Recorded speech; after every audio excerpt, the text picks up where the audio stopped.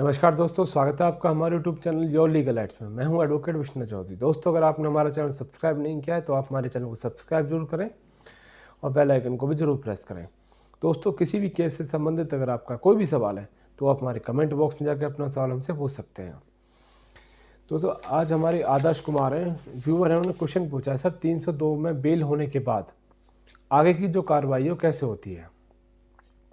देखिए, मुकदमा कोई सा भी हो, वो चोरी का हो, लूट का हो, डकैती का हो, बलात्कार का हो, धमकी का हो, 420 का, फ्रॉड का हो, धोखाधड़ी का हो, कार्रवाई सब में एक जैसी चलती है।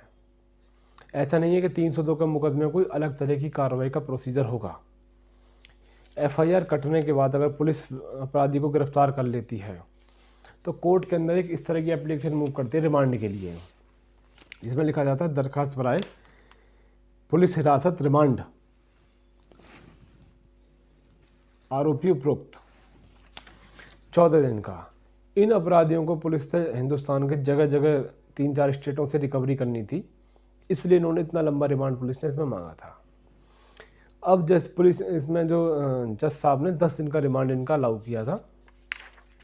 उसके बाद जब इनका रिमांड ख़त्म हो गया था तब पुलिस ने एक और एप्लीकेशन मूव की, जिसमें लिखा दरखास्त बराए जुडिशल कस्टडी 14 दिन आरोपी उपरोक्त, यानी इनका रिमांड के बाद इनको जुडिशली भेजा जानी, पीसी के बाद जेसी भेजा जाए।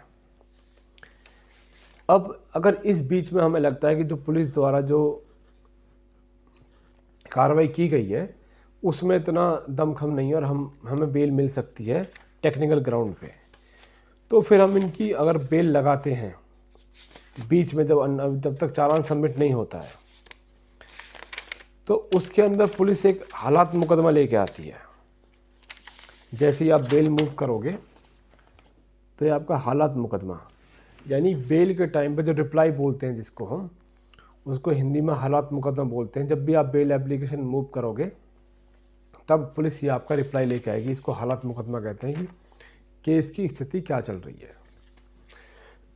जब दोस्तों चालान आ जाता है, यानी जो इन्वेस्टिगेशन कंप्लीट हो जाती है, तो पुलिस इस तरह का एक चालान सबमिट करती है। अब ये हमारा 302 की चालान शीट है, 201, 302, 34 2018 का मुकदमा है। 201 सबूत मिटाना, 302 आपको पता ही है मर्डर, पनिशमेंट ऑफ मर्डर, 34 इरादे के साथ। इसमें 3 आरोपी हैं, 2 लड़के हैं, 1 लड़की है।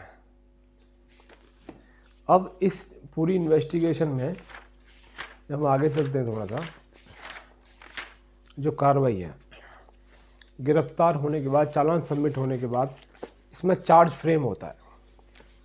जो सेक्शन हम पे लगे हुए हैं, अगर हमें लगता है कि ये सेक्शन हम पे नहीं बनते हैं, तो जो हमारे डिफेंस काउंसिल होते हैं, अक्यूज़ों की तरफ से जो वकील साहब पेश होते हैं, वो कहते हैं 201 मुझसे बनता नहीं है, या 34 मुझसे बनता नहीं है, या अगर और कोई सेक्शन 120 भी लगा रखा होता है वो मुझसे बनता नहीं है, इस पर मैं आर्गूमेंट करूँगा, तो मुझे टाइम दिया जाए।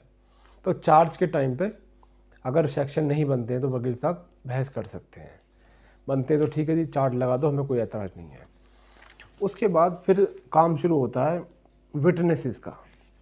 इस केस के अंदर 302 का जो मुकदमा है ये, इसमें 24 विटनेस हैं। पहला वो है जिसने इसमें दरखास्त दी है, बाकी मकान मालिक से लेके, आस पड़ोस से लेके, एफएसएल से लेके, और जितने भी पुलिस अधिकारी हैं जो मौके पे पहुंचे, जिन्होंने इन्वेस्टिगेशन करी, उनको मिला के इसमें 24 विटनेस की लिस्ट है।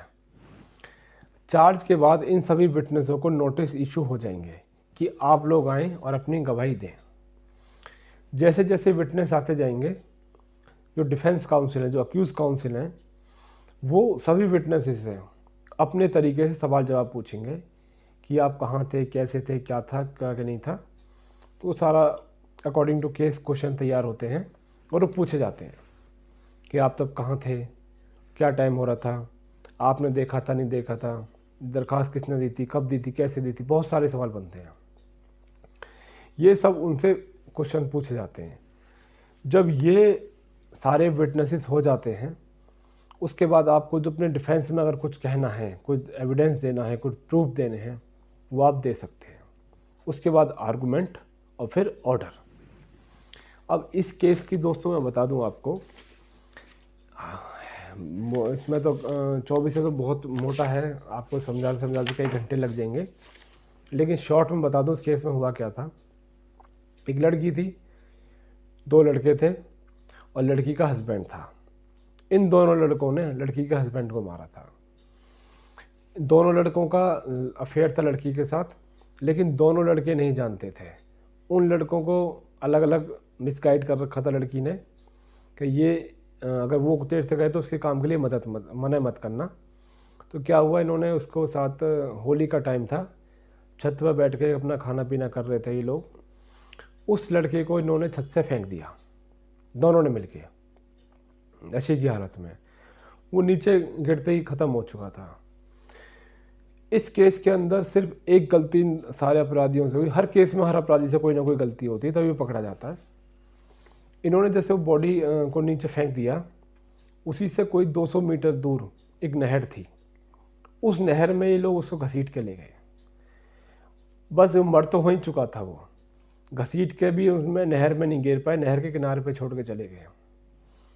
वो जो गिरने से लेकर 200 मीटर जो घसीटना था, उसी में ये क्लियर हो चुका था कि ये एक मर्डर है। अगर वो छत से गिर जाता तो एक्सीडेंट भी था वो, लेकिन जो इन्होंने उसको 100 मीटर 200 मीटर खींचा, उसी से क्लियर हो गया कि ये मर्डर है। वरना कोई कुत्ता हो गया, कोई जंगली जानवर तो थे नहीं वहाँ पे जो इसको खींच के ले जाते हैं, और कुत्तों में इतनी ताकत नहीं कि 200 मीटर वो खींच के ले जाएंगे डेड बॉडी को। तो वहीं से इसमें पूरी इन्वेस्टिगेशन का जो शक था, वहीं से फिर इन लोगों को जब पूछताछ की गई सबसे, तो उनके काफ़ी चीज़ें सामने आती रहीं, तो इन लोगों को पुलिस ने गिरफ्तार कर लिया। और वरना इसको फेंका गया था छत से, और नीचे गिरने के बाद इन अपराधियों ने बताया था कि सर वो नीचे गिरने के बाद ही मर गया था। अब इन लोगों को सबको उम्र कैद हो चुकी है। ये सब 2017 से जेल के अंदर है। आशा करते हैं दोस्तों हमारे द्वारा दी गई जानकारी आपके काम आएगी। फिर एक नई जानकारी के साथ आपसे दोबारा मुलाकात होगी। तब तक के लिए नमस्कार, धन्यवाद।